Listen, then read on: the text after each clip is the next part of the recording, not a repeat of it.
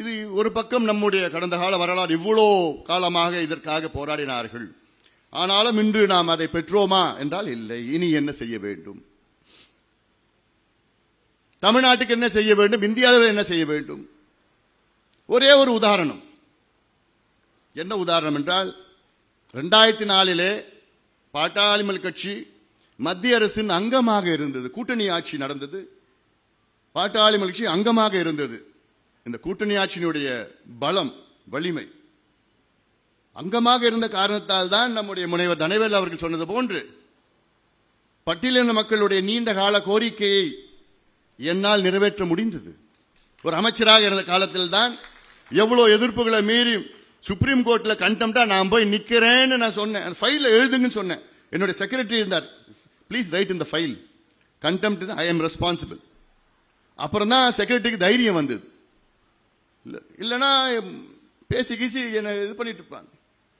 அப்போ ஆட்சி அதிகாரம் இருந்த காரணத்தால் தான் அது தைரியமாக என்னால் செய்ய முடிந்தது.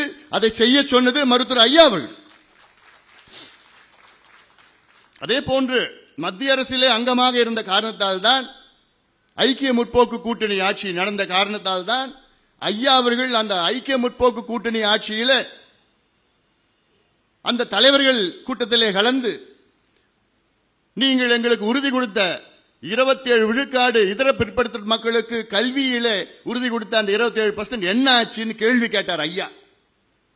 கேள்வி கேட்ட சோனியா காந்தி அம்மையாரை பார்த்து ஐயா அவர்கள், நீங்கள் கொடுக்கவில்லை என்றால் நாங்கள் இந்த கூட்டணியை விட்டு வெளியேறுவோம் என்று எழுந்து நின்று தைரியமாக பேசினார் மருத்துவர் ஐயா அவர்கள்.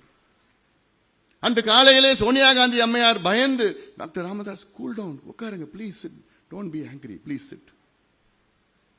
எல்லா தலைவர்களும் இருக்கின்றார்கள். பிரதமர் பிரணாப் முகர்ஜி போன்ற லாலுல இருந்து எல்லா தலைவர்களும் இருக்கின்றார்கள். எல்லா கட்சியை சார்ந்தவர்கள் இருக்கின்றார்கள். அங்கு அந்த கூட்டத்திலே ஐயா எழுந்து தைரியமாக பேசினார்கள்.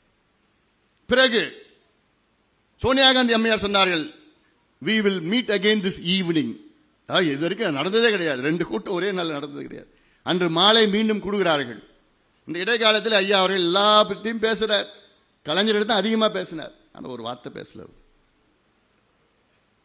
திமுக பிரதிநிதி அந்த கூட்டத்தில் இருந்தாங்க, அவங்க வாயை திறக்கல. பிறகு மாலையிலே ஒரு முடிவு செய்கிறார்கள். என்ன முடிவு? இந்த ஆண்டு, அதாவது அந்த ஆண்டில் இருந்து 2006 இருந்து இந்தியாவிலே இதர பிற்படுத்தப்பட்ட மக்களுக்கு மத்திய அரசு கல்வி நிலையங்களில் 27 விழுக்காடு இடஒதுக்கீட்டை நாங்கள் வழங்குவோம் என்ற அறிவிப்பு அன்னைக்கு வருது. இதுதானே நம்ம கேட்கிறோம். ஆட்சி அதிகாரம் கொடுங்க. கொடுத்தா டக்கு டக்கு டக்கு டக்கு டக்கு டக்கு டக்கு எவ்வளோ செஞ்சுட்டு போலாம். அன்றாட ஒரு கையெழுத்து போட்டு போட்டு போட்டு 27% இடஒதுக்கீடு கொடுப்பதற்கு விபி சிங் அவர்கள் ஒரு எக்ஸிகியூட்டிவ் ஆர்டர் தான் போட்டார். ஆனால் இந்த பிறகு கான்ஸ்டிடியூஷனல் ஆர்டிகல் 15(5) ஒரு அமெண்ட்மெண்ட் கொண்டு வந்தது. அரசியல் சாசன சட்ட திருத்தம். ஆனா தமிழ்நாட்டுக்கு அதெல்லாம் தேவை கூட கிடையாது. எவ்வளோ பிரச்சனை தமிழ்நாட்டில் இருக்கு, செய்யலாம்.